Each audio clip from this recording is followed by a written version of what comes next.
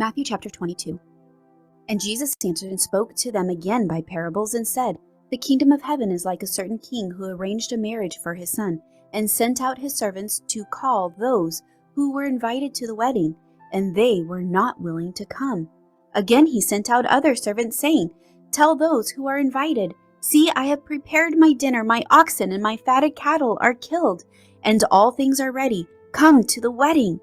But they made light of it, and went their ways, one to his own farm, another to his business, and the rest seized his servants, treated them spitefully, and killed them. But when the king heard about it, he was furious, and he sent out his armies, destroyed those murderers, and burned up their city. Then he said to his servants, The wedding is ready, but those who were invited were not worthy. Therefore go into the highways, and as many as you find, invite to the wedding.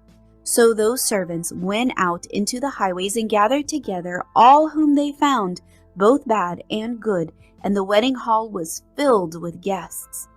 But when the king came in to see the guests, he saw a man there who did not have on a wedding garment. So he said to him, Friend, how did you come in here without a wedding garment? And he was speechless.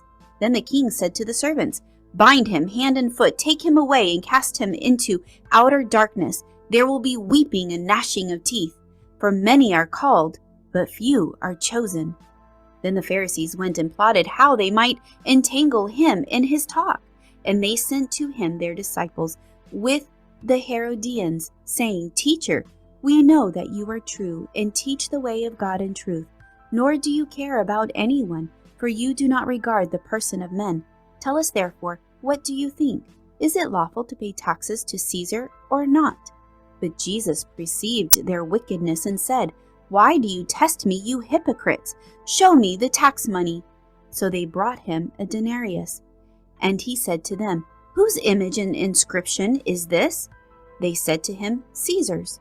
And he said to them, Render therefore to Caesar the things that are Caesar, and to God the things that are God's. When they had heard these words, they marveled, and left him and went their way. The same day the Sadducees, who say there is no resurrection, came to him and asked him, saying, Teacher, Moses said that if a man dies having no children, his brother shall marry his wife and raise up offspring for his brother. Now there were with us 7 brothers. The first died after he had married, and having no offspring left his wife to his brother. Likewise the second also, and the third, even to the 7th. Last of all the women died also. Therefore, in the resurrection, whose wife of the 7 will she be? For they all had her. Jesus answered and said to them, You are mistaken, not knowing the Scriptures nor the power of God. For in the resurrection they neither marry nor are given in marriage, but are like angels of God in heaven. But concerning the resurrection of the dead, have you not read what was spoken to you by God, saying, I am the God of Abraham, the God of Isaac, and the God of Jacob? God is not the God of the dead, but of the living. And when the multitudes heard this, they were astonished at his teaching.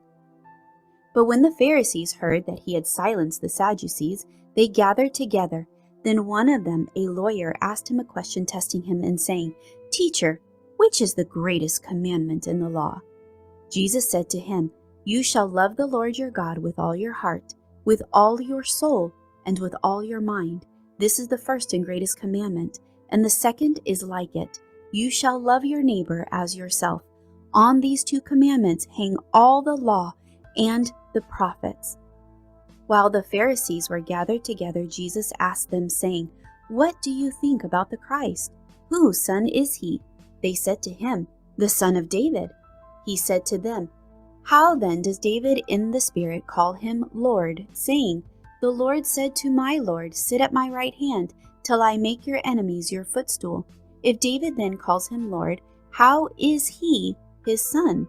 And no one was able to answer him a word, nor from that day on did anyone dare question him any more.